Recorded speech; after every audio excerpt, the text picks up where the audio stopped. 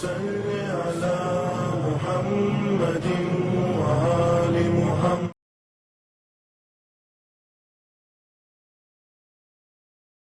اعوذ باللہ من الشیطان الرجیم. بسم اللہ الرحمن الرحیم.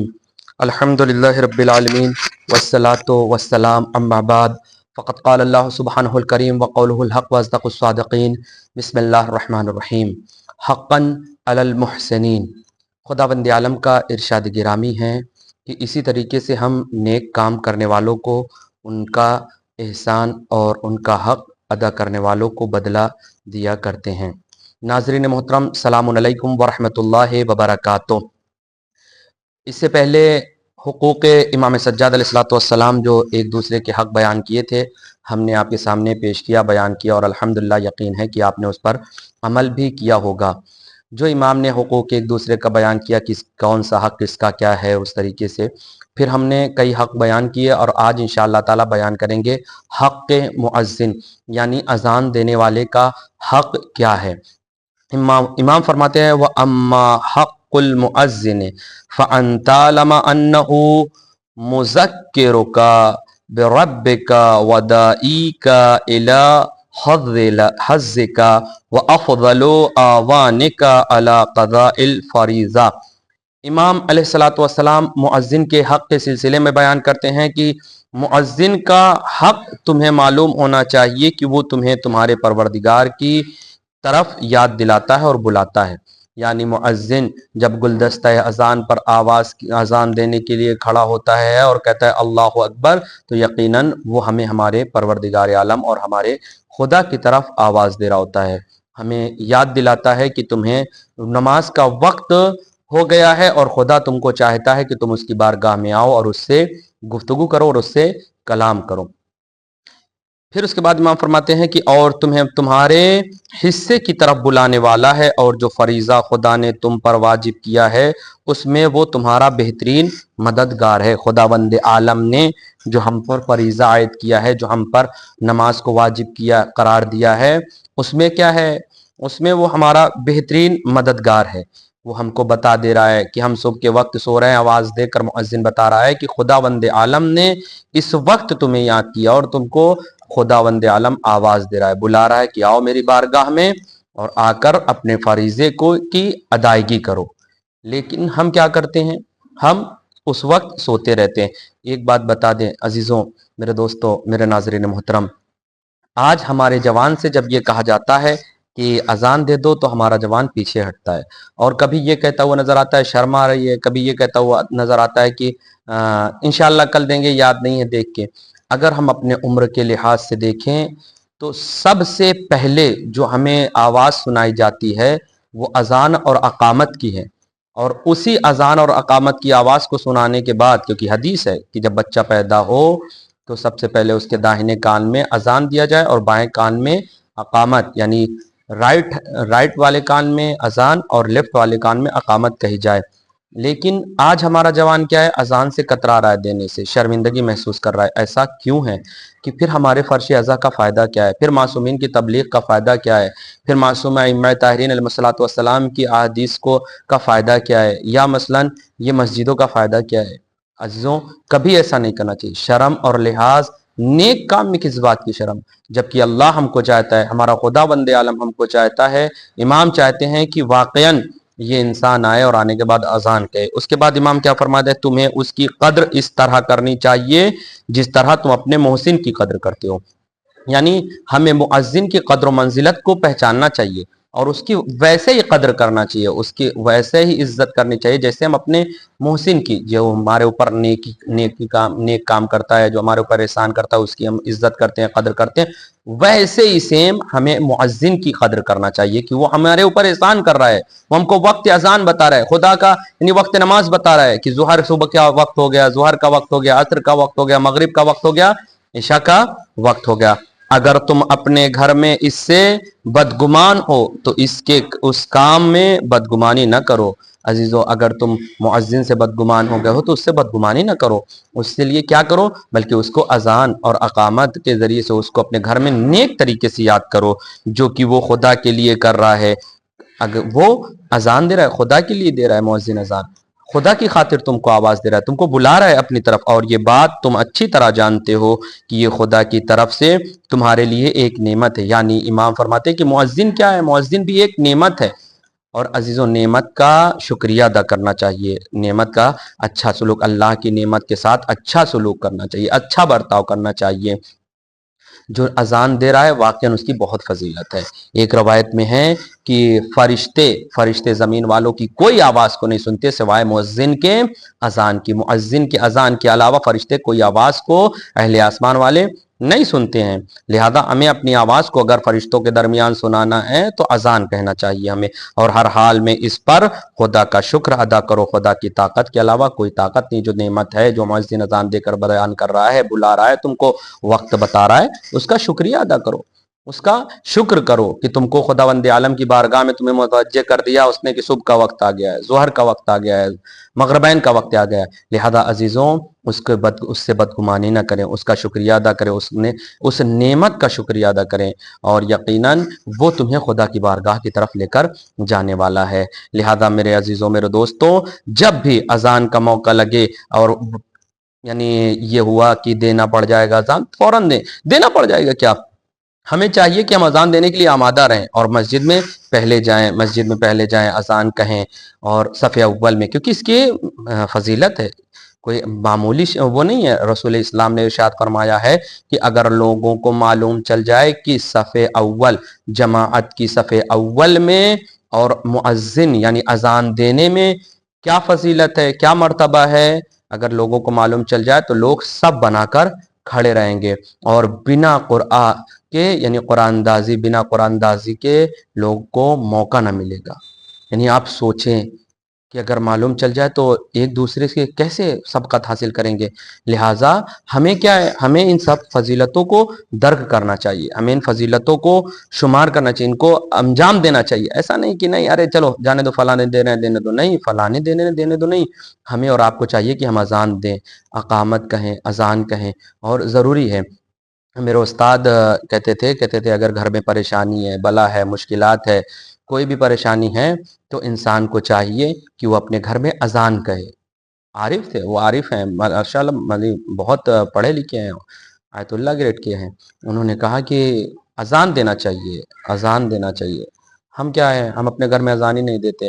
اچھا بلند آواز سے اذان کہے کہ تاکہ گھر میں پورے گھر میں آواز گونج جائے اذان کی۔ جب ہم اذان اپنے گھر میں کہیں گے، جب خدا کا ذکر کریں گے، تو یقیناً شر اور برائی اور خود بخود نحوست دور ہو جائے گی، خیر برکت اور فرشتے آئیں گے، اور جب ہمارے گھر میں خیر اور برکت اور فرشتے آئیں گے، اذان کی آواز ہوگی، تو بہرحال مشکلات ساری کی ساری دور ہوتی چلی جائے گی۔ لہذا میرے عزیزوں، ہمیں اور آپ کو چاہیے کہ ہم بلند آواز سے اپنے گھر میں بھی اذان کہیں۔ اگر کسی کے یہاں مثلا مرد نہیں ہے، خواتین ہیں، تو خواتین بس اتنی تیز کہیں کہ مثلا گھر ہی میں آواز رہے، باہر نہ جائے، وہ بھی تھوڑا آہستہ آہستہ سے اپنا اذان کہیں، تاکہ گھر میں خیر آئے، برائیاں دور ہو اور خیر آئے۔ امام محمد باقر علیہ السلام فرماتے کہ جو انسان 10 سال خدا کی راہ میں 10 سال مسلسل اذان کہے گا تو اس کی صدا کو ہر خشک و تر سنے گا، اور خداوند عالم اس کو بخش دے گا، اور اللہ تعالیٰ اس مؤذن کے لیے جو 10 سال اس نے اذان کی، اس کے لیے نیکی قرار دے گا۔ دوسری حدیث میں چھٹے امام ارشاد فرماتے ہیں کہ روز محشر سارے انسان کا سر نیچے ہوگا سوائے مؤذن کے، کہ مؤذن کا سر خداوند عالم بلند کر دے گا۔ لہذا اس سے بہتر کیا ہے، کچھ بھی نہیں رکھا اذان میں، چند کلمات ہیں، ان کو آواز سے بہترین ہے کہ فرشتے بھی سنیں گے، لوگ بھی سنیں گے۔ اور کتنی فضیلت امام نے بتائی ہے کہ مؤذن وہ ہے کہ جو اللہ کی طرف بلاتا ہے، مؤذن وہ ہے جو تم کو وقت دیتا ہے، لہٰذا مؤذن وہ ہے کہ جس کے ذریعے سے اعمال اس کے بخش دیے جاتے ہیں۔ مؤذن کی فضیلت کے بارے میں رسول کہہ رہے ہیں کہ اگر اس کے مثلاً بیان ہی نہیں کیا جا سکتا فضیلت، اس کے نیکی کو گن ہی نہیں جا سکتی مؤذن کی، اور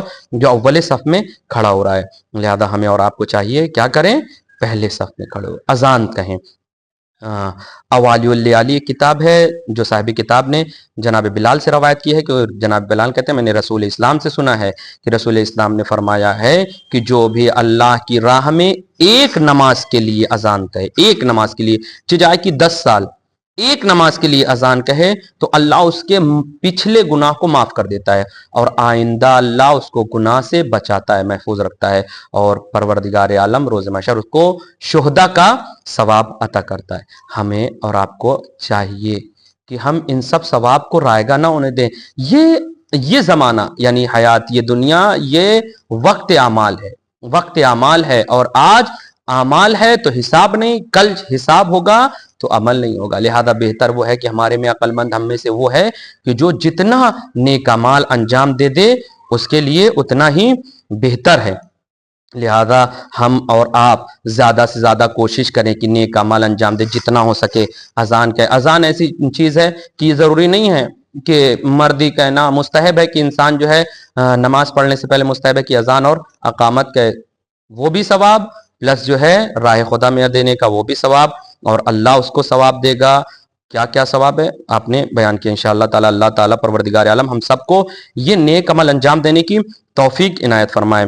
رسول اسلام نے ارشاد فرمایا، علی یاد رکھنا، یا علی یاد رکھنا کہ جب بھی کوئی لڑکا یا لڑکی پیدا ہو تو بھی جو میں نے بیان کیا کہ داہنے کان میں اس کے اذان دیا جائے اور بائیں کان میں اقامت کہی جائے۔ سب سے پہلے جو انسان کو آواز سنائی جائے وہ اللہ کی، اور کمال تو دیکھیے اذان کی ابتدا اللہ سے ہے اور انتہا بھی اللہ پر ہے، یعنی اللہ اکبر لا الہ الا اللہ۔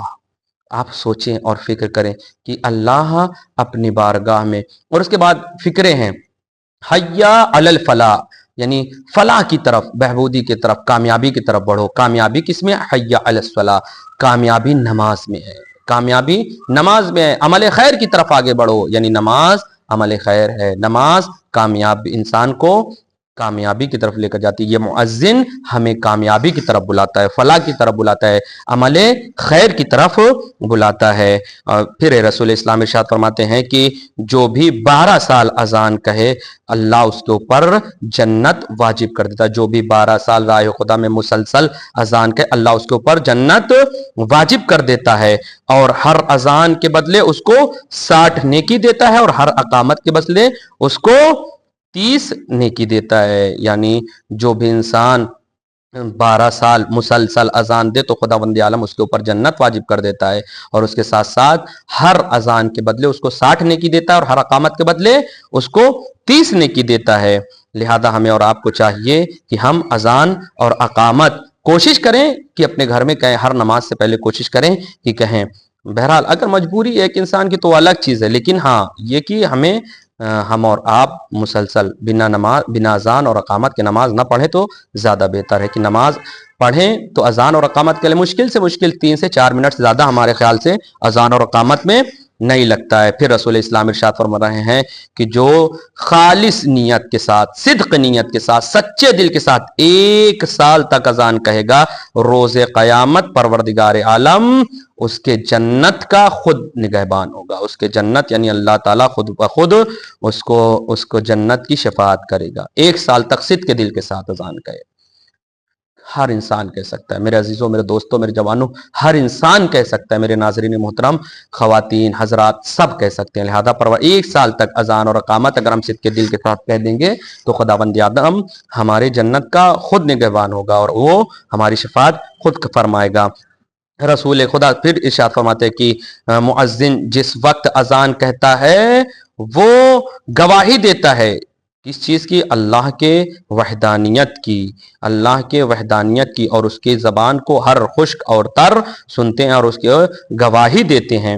لہذا اس وقت جب وہ مرے گا، یعنی کون؟ مؤذن مرے گا، تو زمین اس کو کہے گی کہ ہمیں اس سے کوئی مطلب نہیں ہے، یعنی اس کو فشار نہیں کرے گی۔ آپ سوچیں کتنا مرتبہ ہے مؤذن کا کہ جب مؤذن اذان کہے گا اور اس کے گواہی دے گا اللہ کی وحدانیت کی، اور زمین اور آسمان اس کے، اور ہر خشک و تر اس کی آواز کو جب سنیں گے تو زمین میں جب دفن کیا جائے گا تو زمین کہے گی ہم اس کے ساتھ کچھ غلط نہیں کریں گے، یعنی فشار اس کو نہیں کریں گے۔ کیوں؟ کیونکہ اس نے اللہ کا ذکر کیا ہے۔ عزیزوں، خوشا نصیب وہ لوگ جو اذان دیتے ہیں اور صدق دل کے ساتھ اذان دیتے ہیں۔ یقیناً ہمیں اور آپ کو چاہیے کہ ہم اور آپ اذان کہیں. جابر کہتے ہیں، جابر ابن عبداللہ انصاری کہتے ہیں کہ رسول سے میں نے سنا ہے کہ جو شخص اذان کے بعد کہ اللہم اغفر للمؤذنین، یعنی ان رسول اسلام نے فرمایا ہے کہ